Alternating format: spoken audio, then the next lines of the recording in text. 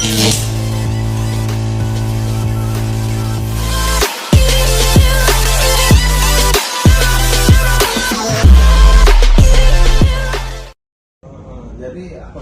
kemarin kan yang si Dong yang sebut saja D ya, Mr. D. Ya, Mr. D itu kan dia konsultasi, dia nak ada rencana nak dikasih karena dia ini ada masalah dengan pegawainya dia.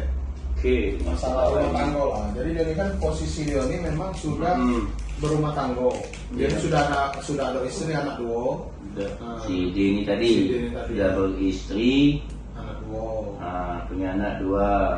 Oke. Dia ini kan ada buka toko kan. Ada penghasilan. Toko elektronik. Ialah dia ini ngamili salah satu pegawainya Tino. Melakukan perbuatan atau Dan memilih. diketahui sudah hamil hampir 4 bulan. Nah, yang jadi pertanyaan dia kemarin, apakah dia ini ceraikan istrinya dulu atau dia nikah siri dulu? Baiknya, apa yang Apa yang akan dia lakukan? Menurut dia, apakah penceraian dulu kepada istrinya, atau dia nikah siri? Nikah siri. Oke. Dan kita bahas terlebih dahulu.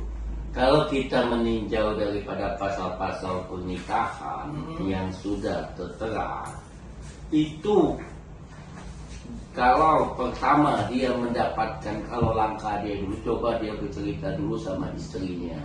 Apakah istrinya memberikan dia izin untuk melakukan poligami sesuai dengan Undang-Undang Nomor 1 Tahun 1947. Pengadilan dapat memberikan izin kepada seorang suami untuk beristri lebih dari seorang apabila dikehendaki oleh pihak-pihak yang bersangkutan atau diizinkan oleh istri dia yang pertama. Nah, tapi kalau dia melakukan satu pernikahan yang dia sebut-sebut sebagai nikah siri, itu kan kita ketahui kalau menurut hukum sendiri bahwa menurut Undang-Undang Nomor 1 Tahun 1974 itu bahwa suatu acara ataupun suatu pernikahan yang tidak disaksikan dan oleh seorang tidak melalui kantor urusan agama atau KUA menurut agama Islam sudah sah. Tapi kalau menurut secara sah menurut agama, tapi kalau menurut secara negara itu tidak ada catatan pada pejabat yang berwenang dianggap tidak memiliki kekuatan hukum. Nah, jadi kalau dia bisa, itu kalau bisa jangan nyakitin salah satu. Jadi kalau bisa meminta izin kepada istrinya yang pertama, lebih bagus dia melakukan poligami. Tapi kalau dia juga masih tidak bisa melakukan hal tersebut, ya, apakah istrinya bisa menuntut dia dengan perbuatan dia menghamilin anak gadis orang? Bisa. Bisa ya, seperti dengan pasal-pasal 284, 279 KUHP itu kan bisa. Upaya hukumnya ya. Upaya hukum yang akan dilakukan oleh istrinya. Cak ini kok.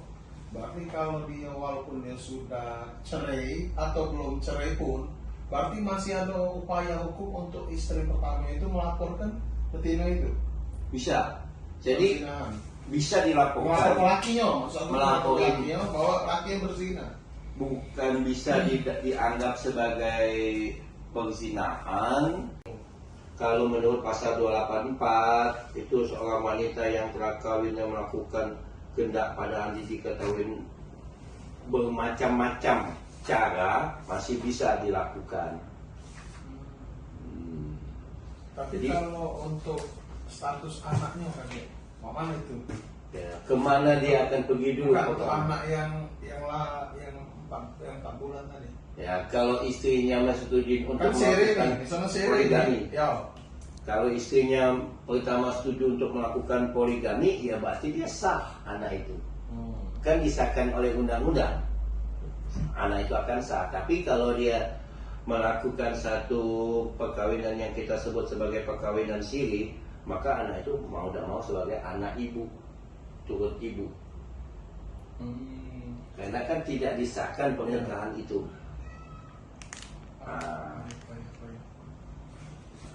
Sedih juga ya. Jadi apalah kira-kira yang advice yang bakal kita kasih ke dia untuk dia jalan ke setelah ini? Apakah dia baiknya dia ceraikan dulu, atau baiknya dia siri dulu, atau kita mana menurut pendapat Bapak? Menurut pendapat diriku lebih bagus dia coba berbicara dulu dengan istrinya yang sah. Ya. Untuk mengarah kepada poligami, karena hal ini kan sudah terjadi.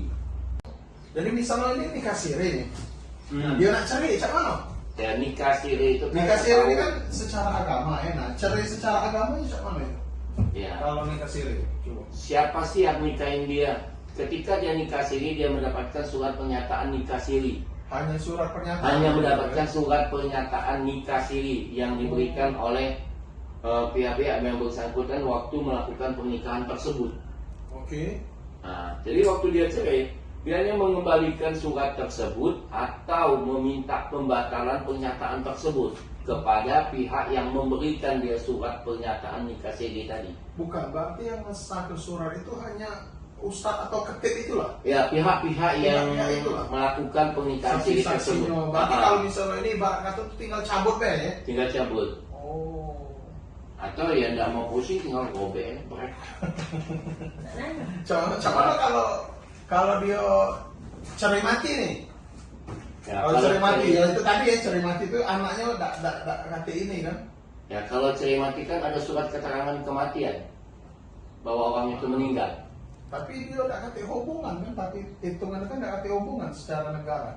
Bukan tidak ada hubungan secara negara, tapi dia tidak disahkan hubungan dia menurut hukum di negara.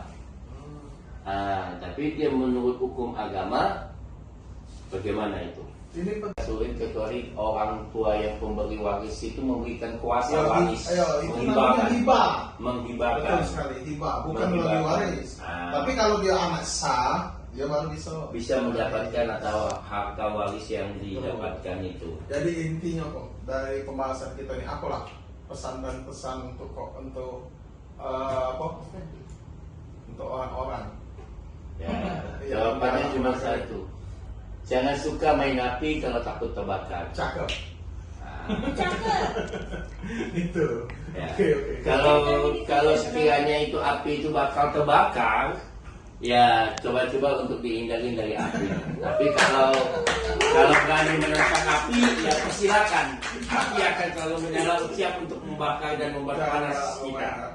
Jangan suka main api. Jangan galak main api. Iya, mainlah dalam banyu.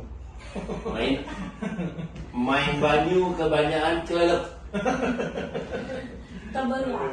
Keberat.